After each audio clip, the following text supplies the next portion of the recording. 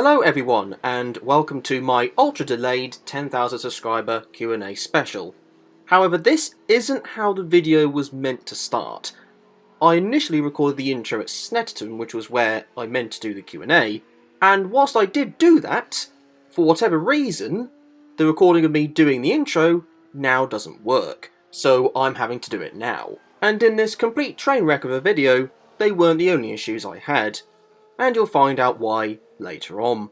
In the meantime though, I asked all of you to send in your questions during the Zurich Street Track Failures episode, and I got far more than I anticipated. Thank you so much for getting me to what is now 13,500 subscribers. It's completely blown my mind. However, without further delay, let's answer the questions. What motivated you to create the Street Track Failures series? Well, YouTubers I guess have certain series which I would describe as a signature series. So for example, if you watch Fair Race, you'd say his Survive the Hunt videos are his signature series. And I wanted to do the same for my channel in a way, but at the time I had about 200 or 300 subscribers and I thought that it was not really going to make any headway. I'll be honest, I thought the Washington episode would be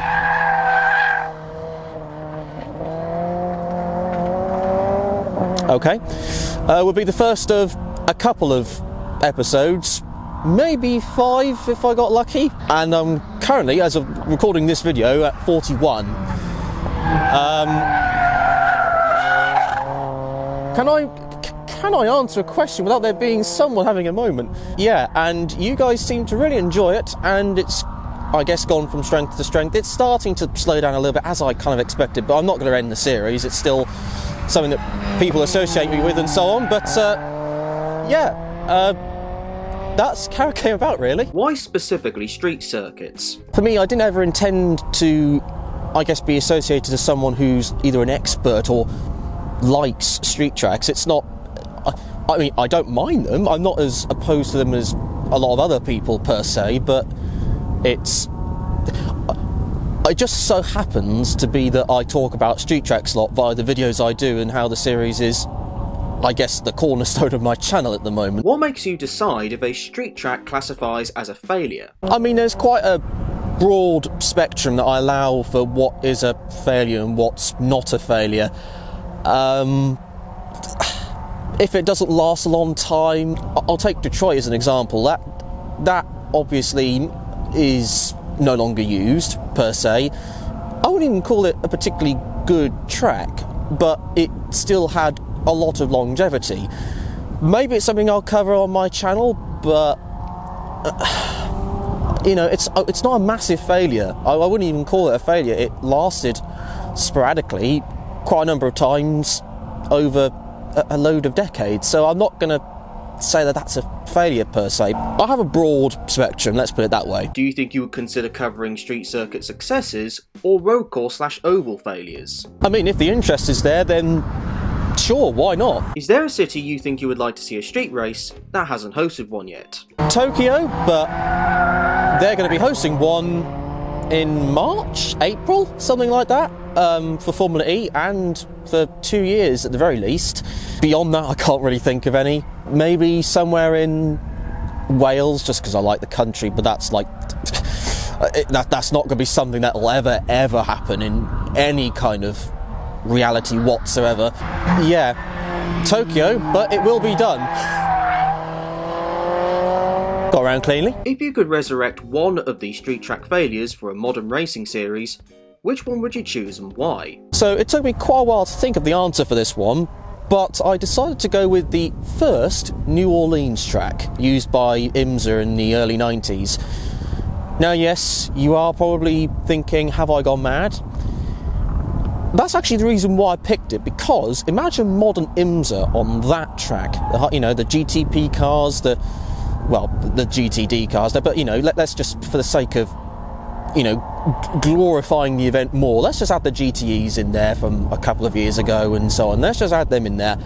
That would be mental. It would be, in some ways, like I described in that video, it would be a sports car version of Martinsville. It's just, you know, no room to make a mistake. It's just non-stop cornering, basically. Mistakes will be punished.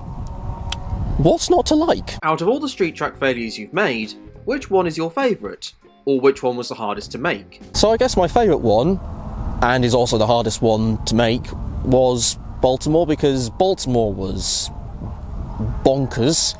Had quite a lot of issues in terms of the track preparation and just some of the unique, wacky characteristics that the circuit had throughout its 3-year duration. And obviously it's the longest video of the Street Track Failure series, so there's more information to cram in, more editing, that sort of thing. If you had to do an endurance race around one of the street tracks you've covered, which one and what class of car would you be racing? Again, this would be Baltimore, and I drive a GTE BMW M8, because why would a massive car on a tight and narrow street circuit, how could that not go wrong whatsoever? What's your favourite street track? I'm going to say Adelaide for this one.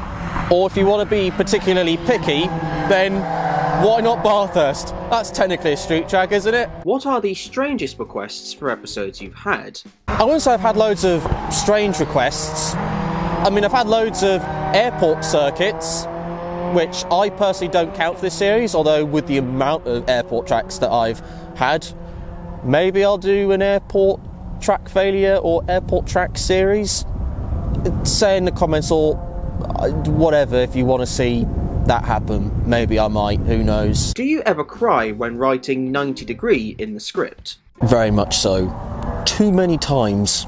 I'm still recovering, and I may take a while to recover afterwards once this series is finally over. I can't wait for it to end, quite honestly. If you could design a racetrack, what would it look like, and where, and what series? Also, why is it you love to talk about street circuits? Do you like to design them yourself? Well, I've kind of already answered the second question, but in terms of the third question, do I like to design them myself? I mean, I've never designed one. As far as designing a track itself goes, and where and what series it would be, let's just go with a street track just for the sake of, well, that's what I'm known for. So let's say Swansea as the city, and why not the British touring cars? At the moment, I kind of see British touring cars as a really exciting series, but it's just not. It hasn't, venue-wise, it's changed hardly at all. I mean, Mondello Park is one that springs to mind. I mean, the last time I went to Wales is Pembrey in the late 90s. I guess you could say it's an important new market which you could try and get into. And, a street track event for the British touring cars, back to the Birmingham Super Prix and that sort of thing. Why can't we have that per se? That would be great. I mean, I think it would give the series a marquee event, so to speak. Something different. It's good Donington and this and the like, but let's just try and vary it up a bit. Go back to Birmingham style events and that kind of thing. What is your favourite street track / tracks on racing games? So I've already got a couple. Both are from the Forza franchise. New York and looks as though something may have happened. And is it Portofino? That was in Forza 4, Forza Motorsport 4, something similar to that. I mean, both are quite different in street track design, but I think they look fantastic. The new Rio one that was in Forza 6 and 7, I never really got on with. Yeah, I mean, they're the only two. I know there are others which I've definitely missed out, that you're going to probably spam in the comment section of, oh my god, you missed that one out and you missed that one out. Oh, you're an idiot. How can you not remember this, for goodness sake? Particularly as a mostly Forza player and not really branching out into other, like the likes of Gran Turismo, etc. Hard to really think of one outside of that. But anyway, like New York and Portfolio, or however you say it, were really cool tracks. Are you into sim racing at all? I am into sim racing, but I just haven't got a setup that allows me to do any sim racing whatsoever. When I do it, I really enjoy it. But yeah, I like sim racing, just don't do enough of it, really. Have you ever considered driving the tracks in racing games with the correct cars to get a better idea of how the track is from a driver's point of view? I have, but now that you may have heard the reasons why, it's not straightforward, let's put it that way. Have you ever played NASCAR 2003? No, but I would very much like to. Go around cleanly. What did you think of the first NASCAR street course? I thought it was fantastic, personally. I came in with an open mind. I wanted to try and embrace it and think, you know, maybe this could work. If it doesn't, I still think it was worth doing, and as it turns out, it was very much worth it. What a winner as well. You know, the rain helped. The rain certainly helped the event become as good as it was. I really enjoyed it, and I'm very glad that it is back for next year at least. Beyond that, yeah. What is your take on NASCAR? So this might sound odd coming from a Brit, but I really enjoy NASCAR. I don't usually miss a race unless it's on an absurd time, UK time. The playoff format is something I'm not a fan of. I'm a traditionalist when it comes to racing and how a racing championship is conducted, and the playoff format is not really up my street at all. I just don't really fancy that sort of way to win a championship, because it doesn't reward consistency, and racing is about consistency. But beyond that, though, I really enjoy it personally. You know, I've been to quite a lot of the European NASCAR events that have come to Brands Hatch, the American Speed Fest, and I would love to see the NASCAR Cup Series come to Brands Hatch. I think it would put on a heck of a show, and I can assure you that people would come in droves, because the European NASCAR event at Brands Hatch is exceptionally popular, and it's getting ever more popular as European NASCAR gets bigger. So NASCAR, if you're watching this, would you not, but let's just put it this way, let's put Brands Hatch on the schedule, please. That would be quite nice, thanks. How do you feel about the US-based Grand Am Rolex sports car series? I mean, the cars were, in the first few years, something to behold, the Daytona prototypes, but they got better. Unfortunately, I didn't really watch enough of it when it was going on. It was live in the UK for the last couple of years, 2012 and 2013 it was live, but I didn't watch enough of it. But yeah, interesting cars. I'd have been interested to see what the GX class would have turned into, given more years. Could have gone beyond the 3 cars it had, but other than that, not really any other opinions. What do you think might have captivated you to watch the races on the other side of the Atlantic? I've kind of already gone over this in another video. I'll put the thumbnail here or there. It's somewhere. It will be in this vicinity as of this screen. Actually, no, over my face. Put it over my face. You don't want to see my face. It's not that great. So, you may now be wondering why you're hearing my voice but without me in front of it. Well, after that question, I took a break because it was lunch and there'd been no cars on track, and when I returned to the track, guess who completely forgot to turn their microphone back on again? As usual, total professionalism only on the Tie-Dye Racing channel. So, apologies about that, but let's just answer the remaining questions, because there's still quite a lot of them to go. Do you have any thoughts or predictions regarding the current Formula E Championship battle or other goings on? Any favourite Formula E tracks, drivers or teams? I think Jake Dennis in the Andretti will win the championship with, I'm going to say, a race to spare? I don't know what gives me that inclination whatsoever. No, I'm just pulling your leg, don't worry. I've really enjoyed Formula E this year. The new car has created an interesting type of racing, but you know, it produced great racing throughout the year, and Portland was my favourite race, just bonkers in every sense, and hopefully, I personally speaking, I'd like to see it continue for future years with this car, even though I believe the drivers aren't quite a particular fan of it. May that sort of racing continue, I say. Favourite Formula E livery? That would have to be the 333 Neo entry from this year, in fact.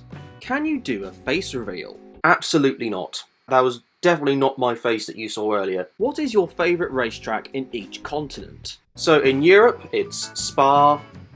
In South America, Interlagos. North America is Road America. Very underrated track, I feel, to be honest. In Asia, I'll go for an interesting choice and say Sugo. A fantastic little track, really. Flows very, very nicely. I wouldn't say it has a lot of very good overtaking opportunities, but other than that, I just love, at least on games, I really enjoy driving the circuit anyway. Africa, perhaps a slightly expected choice, but Kyalami. And I'll add Oceania. I know it's not technically a continent per se, but let's just add the Australia and New Zealand tracks to this list and call it a separate thing. And I'll say Highland Motorsports Park in New Zealand. So certainly in Europe at least, I feel it's a very forgotten track. If you haven't seen any races or seen any car go around there, I'd highly check out other videos on YouTube. Once this Q&A is over, don't look at the moment. Just wait until this is over and then you can look. What circuit has the best scenery in your opinion? Again, I'd probably have to say Spa for this one, even though I've never been there. What is your favourite race car and or what is your favourite racetrack in the world? Well, my favourite race car is the ultimate race car. It is the 2016 Manor MRT05. I mean, it's not even a debate, if it's, the 2016 Manor MRT05, if that ever gets mentioned, that's the conversation over. We don't talk about any others, doesn't matter about how successful it was or whatever, it doesn't matter. The Manor MRT05 from 2016 is the best race car. End of. Favourite track? Again, Spa.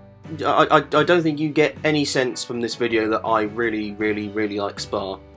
No inkling whatsoever. What's the best looking race car? Well, best looking race car, I'll say that you mean this based on what my favourite livery on a car is, rather than like the general bodywork aesthetic of the car. So if we're going to base it on that, then I'll say the Clearwater GTE Am WEC Ferrari 488 GTE car from 2018, I want to say, maybe 2019, or it's either year, but I mean, it looks bonkers. Chrome red, this dragon style thing on the it just looks wonderful. What would be your ideal racing series and track combo? Any racing series on any track in the world, no need to worry about logistics. Well, my ideal racing combo kind of does exist really already, but I feel it's underused. And that would be the GTP/hypercars at Road America. Yes, I know we have a 2-hour, 45-minute race there already, but that track deserves an endurance race. At least 6 hours. I know we've had a 4-hour race in the past, but that track, in my opinion, deserves to be on the Michelin Endurance Cup schedule because it's too good of a track not to be on there. So yeah, it technically already does occur, but come on, let's make it longer. The track deserves it, in my opinion. What's your favourite past car or past track that no longer exists? Track-wise, I would say Oran Park, and car-wise, I'll say the Mazda 787B. What are your top 3 most underappreciated racing cars from any racing series? Either underappreciated on their beauty, sound, performance, or you just feel they are. Our top 3, I can't really put together. So I'll just name 3 cars that I think are quite underrated. The 1999 Jordan F1 car is one of them. The Citroen C Elise WTCC car, I'm not sure if that's how you pronounce the C Elise bit, but hopefully someone will correct me on that in the comments. And I'll throw the Lister Storm in there because what a bonkers race car that one was as well. What's your favourite and least favourite racing series, defunct or otherwise? My favourite series was, and still is, IndyCar, but IMSA is very quickly catching up to it, especially after this year with the new GTP cars and the racing it's produced this year. I would say IMSA is getting exceptionally close. At the opposite end of the scale, I don't really have a least favourite racing series. If there's racing on, I'll generally watch it, honestly. I don't watch much of Extreme E. I'll be honest, I just forget about it most of the time. It's not. I don't hate it in any way. It's just more circumstance beyond anything else. If you could revive any dead racing series, what would it be? A1GP for me, and it could be coming back if the news is anything to go by. Is there any series you wish you could talk about more on your channel? There are definitely some. Super GT and Super Formula are ones at the very top of the list personally, because I don't watch a lot of the Japanese series because of the thing called time zones, which in the UK is quite irritating. Because I don't really know the history all that well, it's hard for me to make stories on it, but I'm very sure that there are some very, very interesting stories that have come out of those categories and would definitely make for interesting videos. I just don't know a lot of information about it. So I would definitely like to do more videos on those categories for sure. What is your favourite less known racing series? I mean, I wouldn't call this a lesser known racing series, but I would definitely say that mini racing is not in the higher echelons of motorsport, let's put it that way, but you should definitely check it out. I mean, I have done a video on it, not a very good one, but I have done a video on it saying how awesome it is. So again, once this video is done, go and look up some races on YouTube and you will not be disappointed. You're in charge of your favourite series. What would the calendar look like? Plus, hope you'll consider a Patreon or something similar in the future. Well, in that case, I'd be in charge of IndyCar, and the calendar would not look very similar to what we have now, but hopefully it's one you'd like.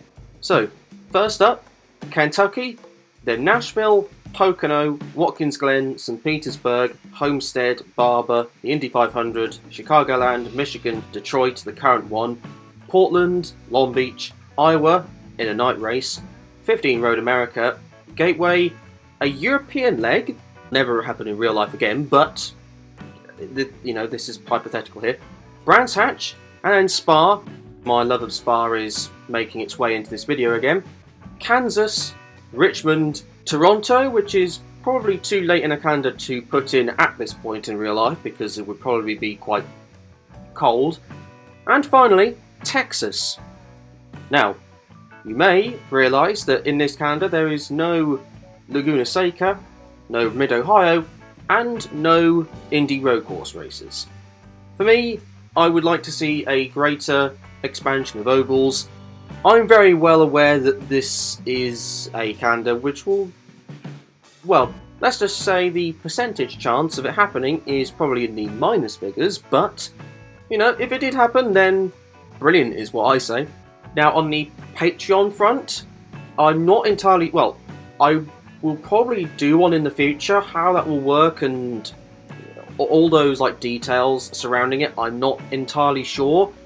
I will let all of you know on that front, but that is definitely something that I am considering doing, and like no one would be obliged to, you know, or no one would be forced to put their name to my Patreon. You know, I'm thankful for, you know, you even watching this and even getting to this point in the video. I'm incredibly thankful for, you know, the amount of support that this channel has had. So you would not be obliged whatsoever, but if people want to see a Patreon, then I will definitely do one, but you're not obliged, and I'm incredibly thankful for what all of you have managed to do to get me to the point I'm at right now. So thank you ever so much. What do you think about skydiving? Utterly terrifying. Will you cover more Rallycross content? I'd love to, but for me the series just has to get on a more stable footing once again, because sadly at the moment it's not in a particularly great place really, with especially the, you know, in the World Rallycross, the electric cars, the top electric class of cars not being run for a fair amount of this year. I would definitely love to do more content on it though, because I love the format. The racing comes thick and fast in short bursts, and I think it is a very invigorating type of motorsport. It's just, like I say, it needs to try and get back to 2019 or prior levels of excitement and car entry levels. What's your bucket list of races you want to attend at least once in your life? Well, really any series that go to Spa. I was initially going to say any major racing events at Spa, but quite honestly, any racing event at Spa I would very much watch, unless it's bikes. Nothing against bikes, I'm just not very comfortable watching them. Then there's the Indy 500 as well, for sure, but The crowd size might be a problem because I don't particularly like large crowds. It's not the crowd's problem, it's mine, but then that's more my autistic side coming out and me being somewhat uncomfortable with large numbers of people in a not particularly large environment, even though a 2.5 mile racetrack is quite a large environment. What would be a car manufacturer that you would like to see try a GT3/4 program? I'll say Maserati for this one. I know they do a GT2 car, but it would be awesome to see GT3 and GT4 cars from them as well. Suggest a new manufacturer for each major racing series. F1, WEC, Formula E, IndyCar, others you watch, and a brief reason why. So for Formula 1, I'll say Cadillac. I don't know why particularly Cadillac. I mean, I haven't really heard much about them in the Formula 1 circles whatsoever. In WEC and IMSA, well, kind of ignoring IMSA with the 720S GT3 car, but McLaren, I'd love to see them make a GTP/hypercar. Formula E, don't really know on this one. We kind of already had a lot of manufacturers enter that series anyway, but I'll say Mitsubishi just because it would give them some form of entry or re-entry back into motor racing, which we dearly miss them in motor racing, quite honestly. IndyCar, I genuinely don't mind. Anyone at this rate would be nice. British touring cars, Volvo, and why not an estate car as well? That would be cool to see. Australian supercars, BMW, perhaps? I mean, we've had Mercedes, so it'd be cool to see BMW in there. NASCAR, most people would probably say Dodge, maybe Honda as well, but I'll say Buick for this one just to be a bit different. And in the WRC, Subaru, which actually could happen. That's a good chance that could happen in 2026, I want to say. Maybe later than that. It's also it's around that time period. So if they do get back into the WRC, then awesome. If you could make it so that a car of your choice would become the main car in a racing series, think Porsche Cup, what car would you pick? So you might think that this is quite an odd choice, but hear me out. Ford Transit van. So, there's loads of them, for a start off. We already have truck racing, like, big, large lorries going racing around racetracks, so size isn't an issue, sort of, especially as it would be the smaller vans. There is a technical term for it, or like a model term for it, but I don't know my vans very well. So have a large field of them. Because of their aerodynamic brilliance, they'd be very good in slipstreams, so overtaking would be very possible. And we have had vans racing before, especially against other sort of more conventional cars. In the Volkswagen Racing Cup in the mid-noughties, we had a small Volkswagen van compete against sort of more regular Volkswagens like the Golf, etc. And they were keeping up and making themselves honest, so why not? I think it would be an awesome spectacle at the very least, and certainly an interesting one-make racing series, let's put it that way. What is the most underrated race team you have ever witnessed in any form of motorsport? This is a particularly hard question, this one. I would say Force India, and this was when they were called Force India, not when they were Racing Point and now Aston Martin. But certainly with the budget that the team had, or at least the budget compared to other teams around them, I thought Force India did an incredible job. Certainly sort of 2015, 16, getting podiums and the like, I thought that was fantastic. What do you think is the greatest motor race? Not necessarily F1. For me, the greatest motor race is the Indy 500, but if we're just talking about like a specific race that's happened in the entire history of motorsport, the 2011 Canadian Grand Prix is one that will live in my mind forever and is probably my favourite race that I've ever seen.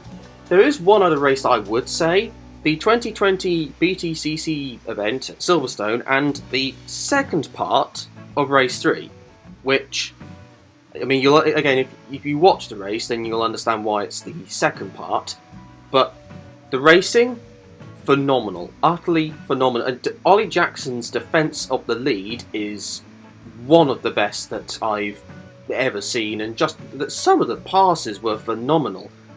Again, if you can find that race, you will not be disappointed, and it doesn't last that long, so you're not taking a lot of time out of your day either. If you could race in a series, which series will it be? F1, WRC, WEC and so on. IMSA, most likely at the moment, given the awesome cars, etc. Have you attempted to become a racing driver or ever worked in racing in general? Well, not really. I mean, when I was younger, I very much wanted to be a racing driver, but as all of us know, racing is exceptionally expensive, and, you know, that sort of thing wasn't really possible. So I then decided to try and go down the engineering side, and then found it a bit too complicated for me. I mean, there are loads of things that other people would understand very quickly that I couldn't really grasp very well. So I think once I understood that that was something that I was struggling with, I guess I've now gone down the more journalistic style route with sort of, well, initially doing article style pieces, and now I'm doing scripts and all that kind of thing for my YouTube content. So yeah, I obviously would love to be a racing driver. I mean, if this channel is successful in a very short period of time, then who knows, maybe I will be in the cockpit of a racing car in the future. Very, very, very, very long way away, if never at all. I'm probably the latter. How/who got you into motorsports? Well, I'm quite different to how most people get into racing. I feel that most racing fans, or people who start to enjoy racing, come from families who enjoy racing.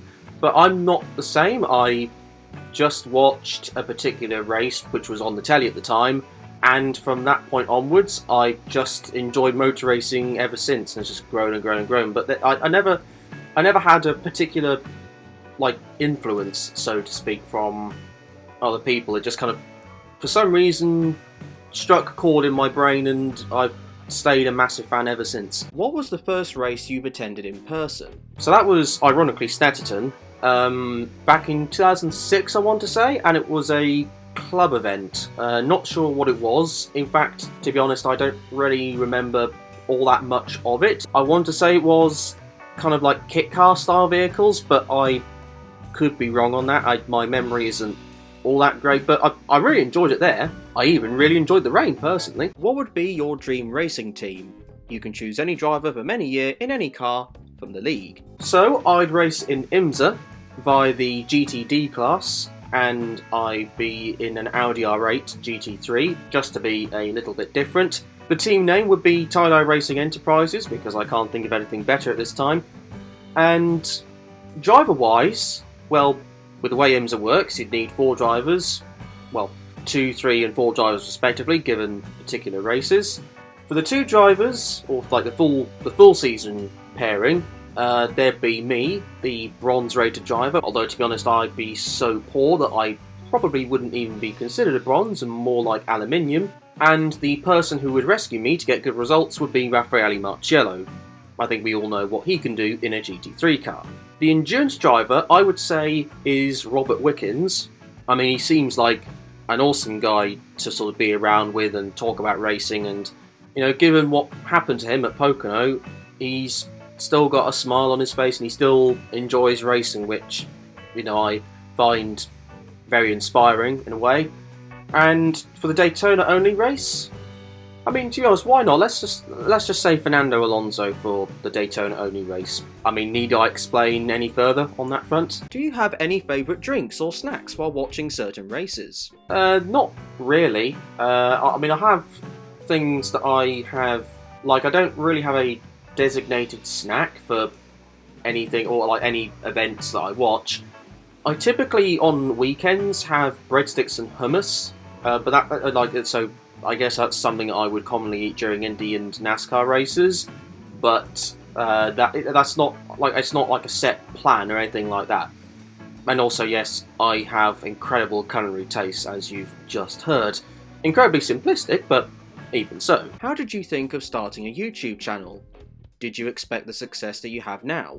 I guess I just started my YouTube channel on the basis of trying to, you know, get my name out there from a journalism perspective, and I guess working with the National Motorsport Academy is a very justified reason, let's put it that way, that I can say that it has worked, and worked quite well so far, and may that continue.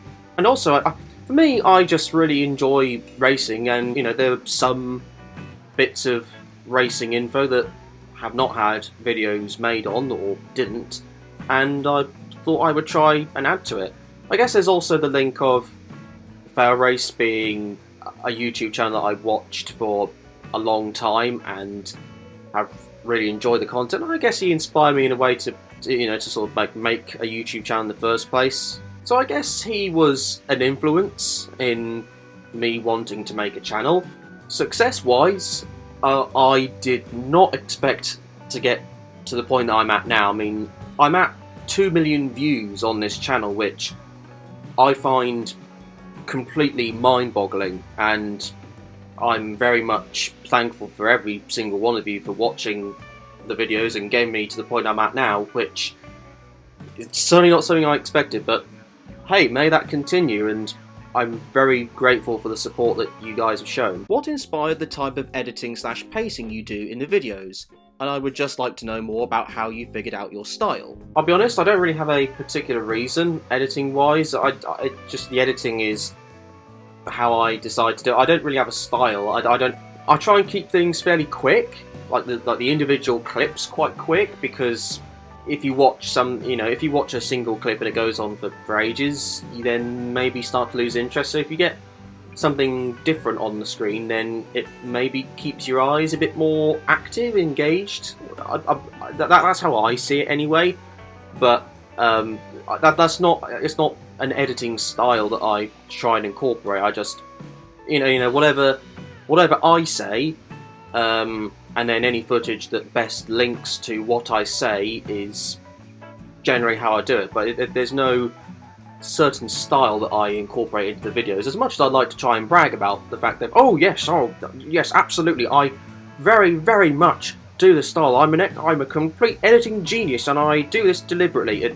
That is not how I do it. It's just a coincidence that some people think that there's a certain style towards it. So I've managed to bluff people quite well, I guess, in that sense. What made you come up with your channel name? Well, the channel name is an absolutely shocking one, really, really terrible. It will be changed. Well, the changes will come from the gaming part being removed, and the irritating, like that really, really irritating space between the tie-dye and the racing bit. Like that is what made me think of that. When I set up this account in 2017, I still can't figure out why I made that gap. I genuinely can't. I know I can change it, and it will definitely be changed, but it's a little bit more of a hassle than I want to really go through at the moment. So, like, when I get more time, I will definitely change it. But, like, reason why, I mean, the racing and gaming, like, I was doing gaming content, I'm not really going to do it now. I might set up a second channel, but that's a long way away at this point.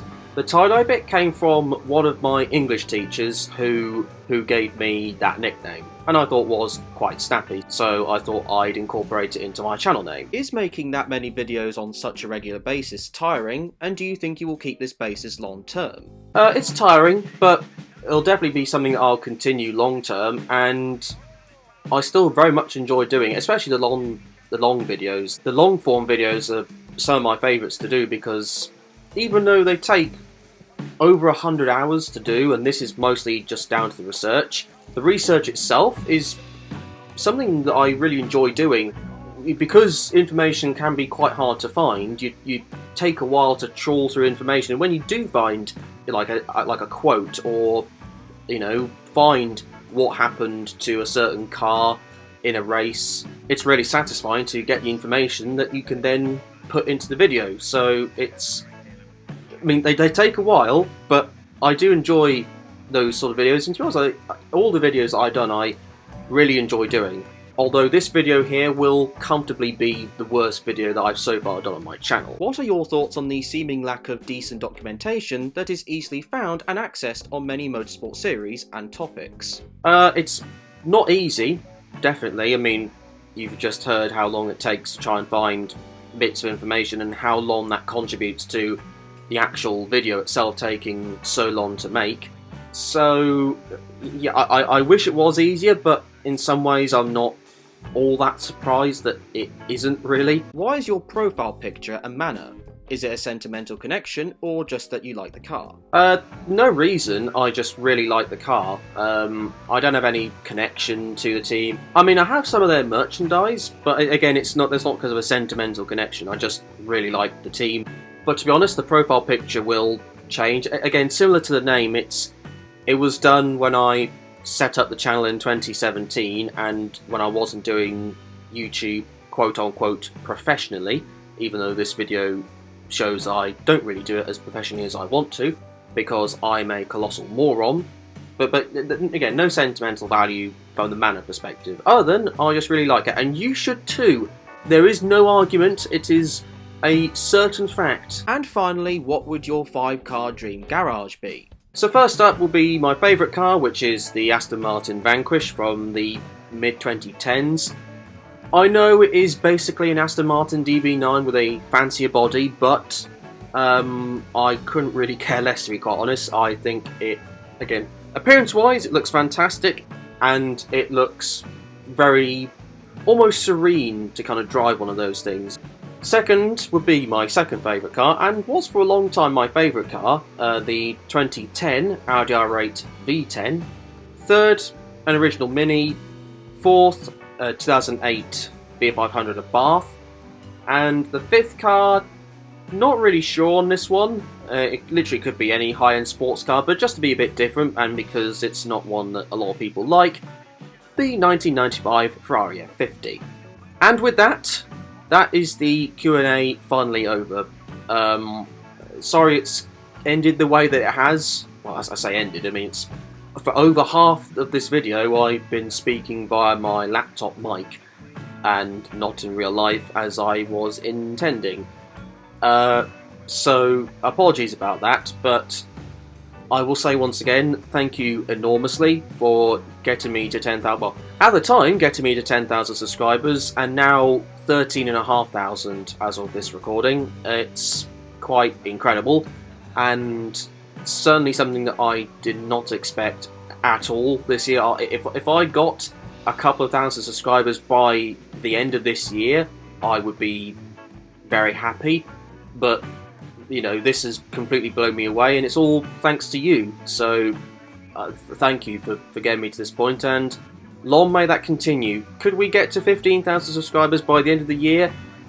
I mean, I think that's quite optimistic, but hey, let's, you know, YouTuber goals and all that sort of thing, because that's good to do. And you know, I'm trying to get into the influencer style of things, even though I would highly convince you to not be influenced by me whatsoever, but that's not the point. Thank you for watching this video. If you did enjoy it, then hit the like and subscribe buttons, and here's to the next 10,000 or 13,500 or whatever, I don't know. In the meantime, thank you for watching, thank you for getting me to this point, be kind to each other, and enjoy the rest of your day.